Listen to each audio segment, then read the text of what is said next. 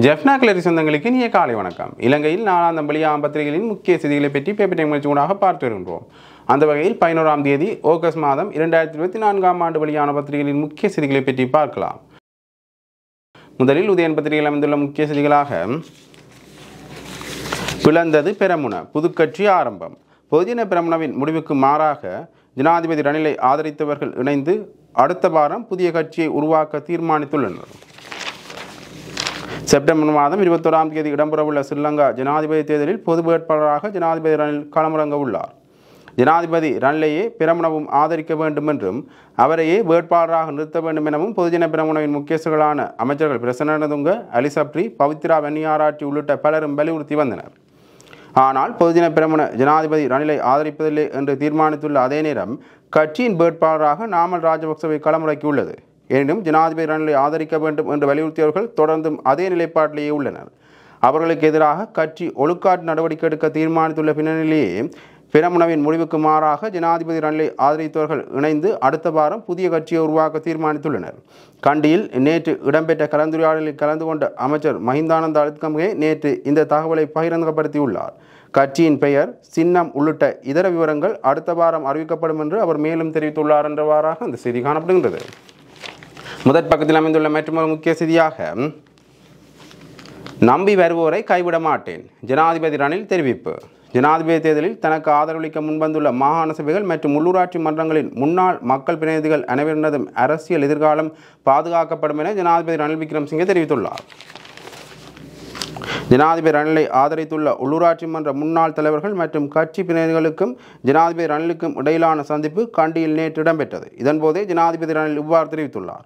நாட்டின் பொருளாதார முன்னேற்றத்துக்காக ஜனாதிபதி ஆரம்பித்துள்ள வேலை திட்டத்தை பாராட்டிய உள்ளூராட்சி மன்ற முன்னாள் தலைவர்கள் எதிர்வரும் ஜனாதிபதி தேர்தலில் ஜனாதிபதியின் வெற்றியை உறுதிப்படுத்த அர்ப்பணிப்புடன் செயற்படுவோம் என்று ஜனாதிபதியிடம் உறுதியளித்தனர். உள்ளூராட்சி மன்ற முன்னாள் தலைவர்கள் மற்றும் அமைப்புகளின் பரிந்துரைகள் அடங்கிய ஆவணமும் இதன்போது ஜனாதிபதியுடன் கையளிக்கப்பட்டது. அமைச்சர் பிரசன்ன ரணதுங்க, ராஜாங்க அமைச்சர்களான லொஹான் ரத்வத்தே, அனுராத ஜெயவர்தன, ஜானக வக்கும்புர, முன்னாள் அமைச்சர் மனச நாணயக்கார் உள்ளிட்ட பலரும் இந்த நிகழ்வில் கலந்து கொண்டனர் என்றவாறாக அந்த செய்தி காணப்படுகிறது. முதற் பக்கத்தில் அமைந்துள்ள மற்றொரு முக்கிய செய்தியாக வேட்பாளர்கள் விதிமீறினால் பதவிக்கு ஆப்பு. எந்த ஒரு வேட்பாளரும் தேர்தல் சட்டங்களை மீறினால் ஜனாதிபதி தேர்தலின் பின்னரும் அவர்களின் பதவிகளை நீதிமன்றத்தில் சவாலுக்கு உட்படுத்த முடியும் என்று தேர்தல் ஆணையாளர் நாயகம் சமன்சிறி ரத்நாயக்க தெரிவித்துள்ளார். அவர் மேலும் தெரிவித்துள்ளதாவது, ஜனாதிபதி வேட்பாளர்கள் தேர்தல் விதிமுறைகள் மற்றும் தற்போதுள்ள அளவுகோல்களின் அடிப்படையில் ஒழுக்கத்துடன் செயற்பட வேண்டும். அத்துடன் தேர்தல் சட்டத்தை மீறுவோருக்கு 3 வருட சிறை தண்டனை விதிக்கப்படும். எந்தவொரு வேட்பாளரும் தேர்தல் சட்டங்களை மீறினால் ஜனாதிபதி தேர்தலின் பின்னரும் அவர்களின் பதவிகளை நீதிமன்றத்தில் சவாலுக்கு உட்படுத்த முடியும் என்றவாறாக அந்த செய்தி காணப்படுகின்றது. முதற் பக்கத்தில் அமைந்துள்ள மற்றொரு முக்கிய செய்தியாக தேர்தல் தொடர்பில் 269 முறைப்பாடுகள். ஸ்ரீலங்கா ஜனாதிபதி தேர்தலில் இதுவரை 269 முறைப்பாடுகள் பதிவு செய்யப்பட்டுள்ளன என்று தேர்தல் ஆணைக்குழு அறிவித்துள்ளது. ஜனாதிபதி தேர்தல் அறிவிக்கப்பட்ட நாள் முதல் தினமும் ஒவ்வொரு தரப்பினருக்கும் எதிராக பல்வேறு முறைப்பாடுகள் முன்வைக்கப்பட்டு வருகின்றன. இதன்படி ஜூலை மாதம் 31ஆம் தேதி முதல் ஆகஸ்ட் மாதம் 9ஆம் தேதி வரையான காலப்பகுதியில் 269 முறைப்பாடுகள் வழங்கப்பட்டுள்ளன என்று தேர்தல்கள் ஆணைக்குழு தெரிவித்துள்ளது. தேர்தல் சட்டங்களை மீறியமை தொடர்பில் தேசிய தேர்தல் முறைப்பாட்டு முகாமைத்துவ நிலையத்துக்கு 189 முறைப்பாடுகளும், மாவட்ட தேர்தல் முறைப்பாட்டு முகாமைத்துவ நிலையங்களுக்கு 77 முறைப்பாடுகளும் இவ்வாறு வழங்கப்பட்டுள்ளன. தேர்தல் விதிமுறை மீறல்கள் தொடர்பான முறைப்பாடுகள் மட்டுமல்லாமல் தேர்தல் வன்முறைகள் தொடர்பிலும் இவ்வாறு முறைப்பாடுகள் வழங்கப்பட்டுள்ளன என்று தேசிய தேர்தல்கள் ஆணைக்குழு மேலும் தெரிவித்துள்ளது என்றவாறாக அந்த செய்தி காணப்படுகின்றது. முதற் பக்கத்தில் அமைந்துள்ள மற்றொரு முக்கிய செய்தியாக ஜேவிபியின் விஞ்ஞாபனம் 26ஆம் தேதி வெளிவரும். தேசிய மக்கள் சக்தியின் ஜனாதிபதி தேர்தலுக்கான விஞ்ஞாபனம் எதிர்வரும் 26ஆம் தேதி வெளியிடப்பட உள்ளது என்று அந்த கட்சியின் தலைவரும் ஜனாதிபதி வேட்பாளருமான அன்றகுமார் திசாநாயக்க தெரிவித்துள்ளார். அதேவேளை ஐக்கிய மக்கள் கூட்டணியின் தேர்தல் விஞ்ஞாபனமும் மாத இறுதிக்குள் முன்வைக்கப்பட உள்ளது. ஜனாதிபதி ரணில் விக்ரமசிங்கவின் தேர்தல் விஞ்ஞாபனமும் இறுதிப்படுத்தப்பட்டு வருகின்றமை குறிப்பிடத்தக்கது என்றவாறாக இந்த செய்தி காணப்படுகின்றது. அதே பக்கத்தில் அமைந்துள்ள மற்றொரு முக்கிய செய்தியாக நல்லூர் ஆலய சூழலில் தடை செய்யப்பட்ட பகுதிக்குள் வாகனத்துடன் நுழைந்த பிக்கு. ஜாழ்ப்பாணம் நல்லூர் கந்தசுவாமி ஆலய சுற்று வீதியில் வாகனங்கள் நுழைவதற்கு தடை செய்யப்பட்டுள்ள நிலையில் பிக்குகள் சிலர் வாகனங்களுடன் நுழைந்தமையால் சர்ச்சை ஏற்பட்டுள்ளது. சாதாரண பொதுமக்களின் வாகனங்களை திருப்பி அனுப்புகின்ற போலீசார் பிக்குகளின் வாகனத்தை உள்நுழைய அனுமதித்தமை எவ்வாறு என்று திருவிழாக்காக சென்றிருந்த மக்கள் கடும் விசனத்தை வெளியிட்டுள்ளனர் என்றவாறாக அந்த செய்தி காணப்படுகின்றது. இவை உதயன் பத்திரிகையில் அமைந்த முக்கிய செய்திகள். இனி விளம்பரி பத்திரிகையின் முக்கிய செய்திகளை பற்றி பார்க்கலாம். விளம்பரி பத்திரிகையின் முதற் பக்கத்தில் அமைந்துள்ள முக்கிய செய்திகளாக அரியநேந்திரன் தொடர்பில் இன்று முடிவெடுக்கப்படும். மாவை சேனாதிராஜா தெரிவிப்பு. ஜனாதிபதி தேர்தலில் பொது வேட்பாளராக போட்டியிடவுள்ள தமிழரசுக் கட்சியின் மத்திய குழு உறுப்பினர் அரியநேந்திரன் தொடர்பில் இன்று முடிவெடுக்கப்படும் என தமிழரசுக் கட்சியின் தலைவர் மாவை சேனாதிராஜா தெரிவித்துள்ளார். தமிழரசுக் கட்சியின் ஜனாதிபதி தேர்தல் தொடர்பில் இதுவரை எவ்வித முடிவுகளையும் மேற்கொள்ள முன்னர் அக்கட்சியின் மத்திய குழு உறுப்பினரான அரியநேந்திரன் பொது வேட்பாளராக 2024 ஜனாதிபதி தேர்தலில் போட்டியிட உள்ளதாக அறிவிக்கப்பட்டுள்ள விடயம் தொடர்பில் தமிழரசுக் கட்சியின் தலைவர் மாவை சேனாதிராஜாவை தொடர்பு கொண்டு கேட்டபோதே இதனை தெரிவித்துள்ளார். இன்று ஞாயிற்றுக்கிழமை கட்சியின் மத்திய குழு கூடி ஜனாதிபதி தேர்தல் தொடர்பில் கலந்துரையாடி முடிவுகளை மேற்கொள்ள உள்ளது. அதன் பின்னரே கட்சியின் நிலைப்பாடு தொடர்பில் அறிவிக்கப்படும் என்றவாறாக அந்த செய்தி காணப்படுகின்றது. முதற் பக்கத்தில் அமைந்துள்ள மற்றொரு முக்கிய செய்தியாக வடக்கு கிழக்கு பிரச்சினையை தீர்க்க நடவடிக்கை. தமிழ் பாராளுமன்ற உறுப்பினர்களுடன் இணைந்து செயற்பட தயார். சுமந்திரனுடனான சந்திப்பில் நாமல் தெரிவிப்பு. வடக்கு கிழக்கை பிரதிநிதித்துவப்படுத்தும் தமிழ் பாராளுமன்ற உறுப்பினர்களுடன் இணைந்து செயற்பட தயார் என நாமல் ராஜபக்ச தெரிவித்துள்ளார். ஸ்ரீலங்கா பொதுஜன பெரமுனவின் ஜனாதிபதி வேட்பாளர் நாமல் ராஜபக்ச தமிழ் தேசிய கூட்டமைப்பின் பாராளுமன்ற உறுப்பினர் MA சுமந்திரனை நேற்று சனிக்கிழமை சந்தித்து கலந்துரையாடியுள்ளார்.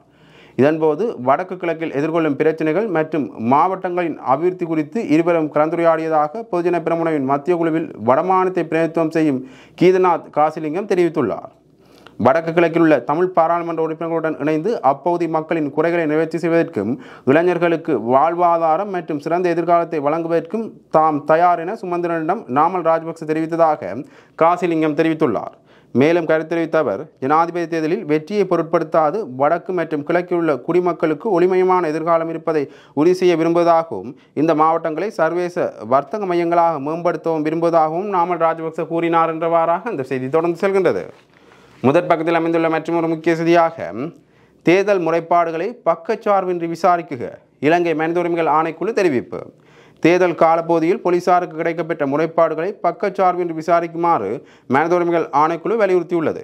தேர்தல் தொடர்பில் மனித உரிமைகள் ஆணைக்குழுவால் வெளியிடப்பட்ட அறிக்கையிலேயே இவ்வாறு தெரிவிக்கப்பட்டுள்ளது. குறித்த அறிக்கையில் தேர்தல் காலப்பகுதியில் போலீசாருக்கு கிடைக்கப்பெறும் முறைப்பாடுகள் தொடர்பில் மேற்கொள்ளப்படும் விசாரணைகள் பக்கச்சார்பானவையாகவோ அல்லது குறித்த தரப்பினருக்கு சாதகமானவையாகவோ அமையக்கூடாது. போலீசாருக்கு கிடைக்கும் முறைப்பாடுகள் தொடர்பில் மேற்கொள்ளப்படும் விசாரணைகள் பக்கச்சார்பானவையாகவோ அல்லது குறித்த ஒரு தரப்பினருக்கு சாதகமானவையாகவோ அமையக்கூடாது. அதேபோன்று அரசியல் காரணங்களால் அல்லது வேறு அழுத்தங்களால் இம்முறைப்பாடுகளை விசாரணையின்றி புறந்தள்ளுவது அரசியலமைப்பின் 12வது சரத்தை மீறும் செயலாகும்.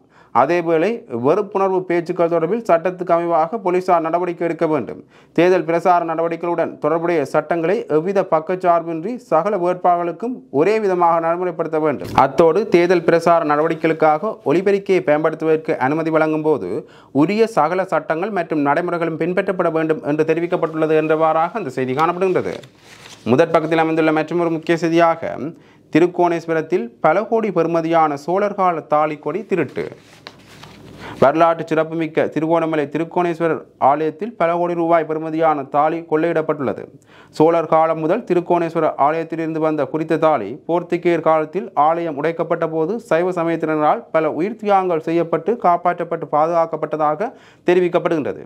இவ்வாறு பாதுகாக்கப்பட்ட வந்த தாலி கடந்த வாரம் பகலில் கொள்ளையிடப்பட்டுள்ளது. இதனைத் தொடர்ந்து பொதுமக்கள் குரல் எழுப்பத் தொடங்கினர். பல 100 கோடி ரூபாய் பெறுமதியான ரத்தினங்கள் வைடூரியங்கள் பொதிக்கப்பட்ட 5 சவரன் தாலி பல பூஜைகள் செய்யப்பட்டு சக்தி வாய்ந்ததாக இருந்தது எனவும் இதை எவராலும் ஈடு செய்ய முடியாது எனவும் பொதுமக்கள் தெரிவித்துள்ளனர் என்றவாறாக அந்த செய்தி தொடர்ந்து செல்கின்றது. முதற் பக்கத்தில் அமைந்துள்ள மற்றொரு முக்கிய செய்தியாக அரசுக்கும் சர்வதேசத்துக்கும் தமிழ் மக்களின் பலத்தை காட்ட இதுவே சிறந்த சந்தர்ப்பமாகும். பொது வேட்பாளர் தொடர்பில் CV விக்னேஸ்வரன் தெரிவிப்பு. இலங்கை மத்திய அரசாங்கத்திற்கும் சர்வதேச சமூகத்திற்கும் ஒரு செய்தியை தெரிவிக்கும் நோக்கில் இம்முறை ஜனாதிபதி தேர்தலில் தமிழ் பொது வேட்பாளரை முன்வைக்க தீர்மானிக்கப்பட்டதாக பாராளுமன்ற உறுப்பினர் CV விக்னேஸ்வரன் தெரிவித்துள்ளார். வடக்கு கிழக்கு மக்களின் கருத்தை வெளிப்படுத்துவதே இந்த ஜனாதிபதி தேர்தலின் நோக்கம் எனவும் அவர் சுட்டிக்காட்டினார். சிங்கள ஊடகம் ஒன்றுக்கு கருத்து தெரிவிக்கும் போதே அவர் இவ்வாறு தெரிவித்துள்ளார். முழுவதுமாக தமிழ் மக்களுக்காக ஒரு வேட்பாளரை முன்வைத்து இத்தனை நாட்களாக தமிழ் மக்களுக்கு காணப்படக்கூடிய பிரச்சனைகளை அந்த வேட்பாளர் மூலம் புரிய வைக்க வேண்டிய தேவை இருக்கின்றது. சர்வதேசமும் அவை தொடர்பில் அறிந்து கொள்ள வேண்டும். எங்களுக்கான உரிமைகளை நாங்கள் முன்வைக்க தீர்மானித்துள்ளோம் என சி விக்னேஸ்வரன் எடுத்துக்காட்டியுள்ளார். வெற்றி பெற முடியாவிட்டாலும் தமிழ் மக்களின் பலத்தை காட்ட இது ஒரு சிறந்த சந்தர்ப்பம் என பாராளுமன்ற உறுப்பினர் சி விக்னேஸ்வரன் தெரிவித்துள்ளார் என்றவாறாக இந்த செய்தி காணப்படுகின்றது. இவை வெள்ளமுடி பத்திரிகையில் இந்த முக்கிய செய்திகள். இனி தினக்குரல் பத்திரிகையின் முக்கிய செய்திகளை பற்றி பார்க்கலாம். தினக்குரல் பத்திரிகையின் முதற் பக்கத்தில் அமைந்துள்ள முக்கிய செய்திகளாக தமிழ் பொது வேட்பாளர் என்பது தெற்கில் உள்ளவர்களுக்கு கொடுக்கப்படும் அழுத்தம். சமஷ்டி அடிப்படையில் பேச தயார் என இந்திய அமெரிக்க தூதுவர்கள் முன் எழுதித்தர முடியுமா? தமிழ் பொது வேட்பாளர் என்பது தெற்கில் இருக்கின்ற அரசியல் தரப்புகளுக்கு நாங்கள் கொடுக்கின்ற ஒரு அழுத்தம். அந்த அழுத்தம் உச்சம் பெற்று அவர்கள் இறங்கி வருகின்ற போது பேசுவதற்கு நாங்கள் தயாராக இருக்கின்றோம். இல்லாது விட்டால் எங்களுடைய எதிர்பார்ப்புகளை அரசியல் அபிலாஷைகளை சொல்வதற்காக எங்கள் கைகளில் இருக்கின்ற வாக்கு என்ற அடையாளத்தை பயன்படுத்துவோம். இவ்வாறு நாடாளுமன்ற உறுப்பினர் ஸ்ரீதரன் தெரிவித்துள்ளார். ஈழத்தமிழர் சுயநிர்ணய உரிமையில் தமிழ் பொது வேட்பாளர் வாய்ப்புகளும் பகிர்வாங்களும் என்ற தலைப்பில் கிளிநொச்சியில் இடம்பெற்ற கலந்துரையாடலில் கலந்து கொண்டு கருத்து தெரிவிக்கும் போதே அவர் மேற்கண்டவாறு கூறியுள்ளார். இதன்போது மேலும் அவர் கூறுகையில், வரலாற்றில் ஜனாதிபதி தேர்தலில் போட்டியிடுகின்ற யாராவது யாழ்ப்பாணத்துக்கு வந்து அங்குள்ள அரசியல் கட்சி அலுவலகத்துக்கு சென்று ஆதரவு கேட்டதாக நான் அறிந்திருக்கவே இல்லை. ஆனால் இம்முறை தென்னிலங்கையில் உள்ள அரசியல் கட்சிகள் யாழ்ப்பாணத்தில் உள்ள கட்சி அலுவலகத்துக்கு சென்று ஆதரவு கேட்கின்றார்கள் என்றால் இந்த பொது வேட்பாளர் என்ற கருப்பொருள் மிக பெரும் தாக்கத்தை உருவாக்கியுள்ளது. எங்களுக்கான அரசியல் தீர்வை சமஷ்டி அடிப்படையில் பேசுவதற்கு நாங்கள் தயார் என்றாவது ஒரு வார்த்தையை இந்திய அமெரிக்க தூதுவர்கள் முன்னிலையில் எழுதி தரட்டும், அல்லது இந்த 3 பிரதான வேட்பாளர்களும் வந்து சொல்லட்டும். நாங்கள் தமிழ் மக்களின் அரசியல் தீர்வுக்காக சமஷ்டி அடிப்படையில் பேச தயார் என்று இந்த பொது வேட்பாளர் என்பது நாங்கள் தென்னிலங்கையில் உள்ளவர்களுக்கு கொடுக்கின்ற அழுத்தம். இந்த அழுத்தம் உச்சம் பெற்று அவர்கள் இறங்கி வருகின்ற போது நாங்கள் பேசுவதற்கு தயார். இல்லையோ நாங்கள் எங்களுடைய அரசியல் அபிலாஷைகளை சொல்வதற்கு வாக்கு என்ற அடையாளத்தை பிரயோகிப்போம். நாளை எங்களுடைய மத்திய குழு கூட்டத்திலும் பதிவு செய்ய இருக்கின்றேன். நாங்கள் மக்களின் எண்ணங்களை கருத்துக்களை முன்வைப்பதற்கு கட்சி ரீதியான உரித்து எங்களுக்கு உண்டு. அதனை நாங்கள் முன்வைப்போம் என்றார் என்றவாறாக இந்த செய்தி காணப்படுகின்றது. முதற் பக்கத்தில் அமைந்துள்ள மற்றொரு முக்கிய செய்தியாக, நாளை பேச்சுவார்த்தைக்கு வருமாறு பொது வேட்பாளர் தரப்புக்கு ரணில் அவசர அழைப்பு. தமிழ் தேசிய பொது கட்டமைப்பில் அங்கம் வகிக்கும் 14 பேருக்கும் தனித்தனியாக தொலைபேசி மூலம் விடுக்கப்பட்ட அழைப்பு. ரணிலை சந்திக்க செல்வதா இல்லையா இரவிரவாக ஆலோசனை. பொது கட்டமைப்பின் முடிவு இன்று. ஜனாதிபதி தேர்தலில் தமிழ் பொது வேட்பாளரை களமிறக்கியுள்ள தமிழ் தேசிய பொது கட்டமைப்பில் உள்ளவர்களை நாளை கொழும்பில் சந்திப்பதற்கு ஜனாதிபதி ரணில் விக்ரமசிங்கே தனித்தனியாக அழைப்பு விடுத்துள்ளார். தொலைபேசி மூலமாக நேற்று முன்தினம் இரவு இந்த அழைப்பு விடுக்கப்பட்டதாக கூறப்படுகின்றது. இது தொடர்பாக பொது கட்டமைப்பில் உள்ள சிலருடன் தொடர்பு கொண்டு கேட்டபோது ஜனாதிபதி தரப்பிலிருந்து நாளை மாலை 5 மணிக்கு கொழும்பில் சந்திப்புக்கு அழைப்பு விடுக்கப்பட்டுள்ளது. இந்த அழைப்பை ஏற்பதா நிராகரிப்பதா என்பது தொடர்பாக தமிழ் தேசிய பொது கட்டமைப்பில் உள்ள 14 பேரும் செயலி ஊடாக உரையாடி கொண்டிருக்கின்றோம். எனினும் இறுதியான தீர்மானம் எதுவும் இன்னமும் எடுக்கப்படவில்லை. எவ்வாறு இருந்தாலும் இன்றும் பேச்சுவார்த்தைகளை தொடர்வதற்கு தீர்மானித்துள்ளோம். பேச்சுவார்த்தைகளில் இறுதி தீர்மானம் எடுக்கப்பட்டதன் பின்னர் ஊடக அறிக்கை ஒன்றினூடாக எங்கள் தீர்மானத்தை நாங்கள் அறிவிப்பதற்கு தீர்மானித்துள்ளோம் என்று அவர் குறிப்பிட்டுள்ளார் என்றவாறாக அந்த செய்தி தொடர்ந்து செல்கின்றது. முதற் பக்கத்தில் அமைந்துள்ள மற்றொரு முக்கிய செய்தியாக, காங்கேசன்துறை நாகப்பட்டினம் படகு சேவை 15ஆம் தேதி ஆரம்பம். சிவகங்கை பயணிகள் படகு சோதனை ஓட்டமாக காங்கேசன்துறை வந்தடைந்தது. காங்கேசன்துறை நாகப்பட்டினம் இடையே மீளவும் பயணிகள் கப்பல் சேவை ஆரம்பிக்கப்பட உள்ள நிலையில் சோதனை ஓட்டமாக சிவகங்கை என்ற பயணிகள் கப்பல் நேற்று காங்கேசன்துறை துறைமுகத்தை வந்தடைந்திருக்கின்றது. காங்கேசன்துறை நாகப்பட்டினம் இடையே எதிர்வரும் 15ஆம் தேதி மீளவும் கப்பல் சேவைகள் ஆரம்பிக்கப்பட உள்ள நிலையில் அந்தமான் தீவிலிருந்து சிவகங்கை என்ற படகு நாகப்பட்டினத்துக்கு கடந்த 6ஆம் தேதி கொண்டு வரப்பட்டது. இந்த படகு சோதனை ஓட்டமாக நேற்று காங்கேசன்துறை துறைமுகத்தை வந்தடைந்தது. இந்திய பிரதமர் நரேந்திர மோடியினால் தொடங்கப்பட்ட காங்கேசன்துறை நாகப்பட்டினம் இடையிலான பயணிகள் படகு சேவை பல காரணங்களால் பல தடவைகள் நிறுத்தப்பட்டது.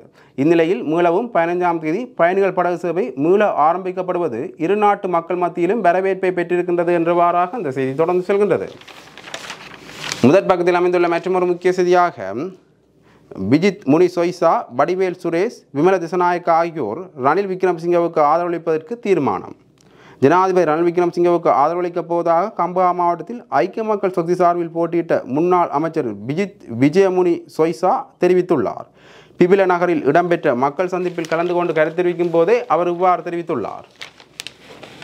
அத்துடன் கெட்டன் பிரதேசத்தில் இடம்பெற்ற மக்கள் சந்திப்பில் பதுளை மாவட்டத்தில் ஐக்கிய மக்கள் சக்தி சார்பில் போட்டியிட்ட பாராளுமன்ற உறுப்பினர் வடிவேல் சுரேஷ் எதிர்வரும் ஜனாதிபதி தேர்தலில் ரணில் விக்ரமசிங்கவுக்கு ஆதரவளிப்பதாக தெரிவித்துள்ளார். இதேவேளை எதிர்வரும் ஜனாதிபதி தேர்தலில் ரணில் விக்ரமசிங்கே வெற்றி பெறுவது எனது தனிப்பட்ட மகிழ்ச்சி என பாராளுமன்ற உறுப்பினர் விமலவீர திசாநாயக்க தெரிவித்துள்ளார் என்றவாறாக அந்த செய்தி தொடர்ந்து செல்கின்றது. இவை தினக்குள் பத்திரிகைகளின் இந்த முக்கிய செய்திகள். இன்று வெளியான பத்திரிகைகளின் முக்கிய செய்திகளை பற்றி பார்த்தோம். தொடர்ந்தும் பத்திரிகை செய்திகளை அறிந்து கொள்ள பேப்பர் டைம் நிகழ்ச்சியோடு இணைந்திருங்கள். நன்றி, வணக்கம்.